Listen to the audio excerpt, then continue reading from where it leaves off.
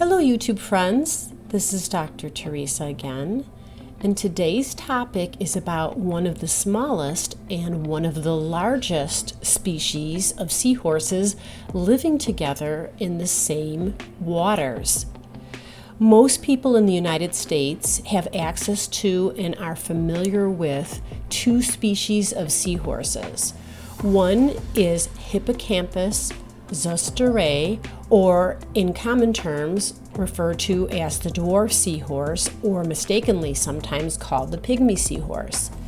The other is Hippocampus erectus, and commonly known as the lined seahorse. Now, the lined seahorse, technically some specimens can be found starting as far north as southern Nova Scotia, all the way down the coastline to some species even being captured in Rio de Janeiro. But their concentration really is in the Gulf region of the United States, near Florida, Texas areas. Also, the dwarf seahorse is concentrated in a similar area. That Gulf region, or what I call the Florida waters, the Florida Keys, and also in that Gulf region, which might include areas of Texas. What's interesting about this is the lined seahorse is one of the largest seahorse species in the world. Not the largest, but one of the largest, measuring at about 6 to 8 inches as an adult.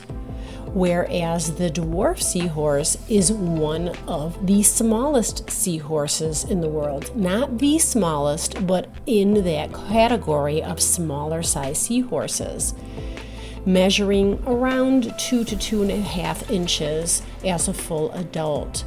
So it's just fascinating to me that both one of the largest and one of the smallest species are found in the same waters.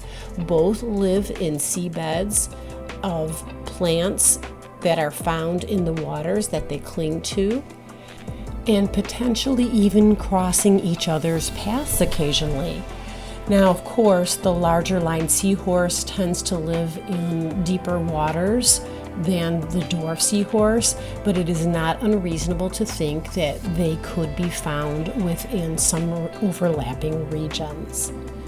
Thanks so much for listening today. I thought it would be fun to share that two of our most popular and well-known seahorses in the United States actually live in the same regions and waters.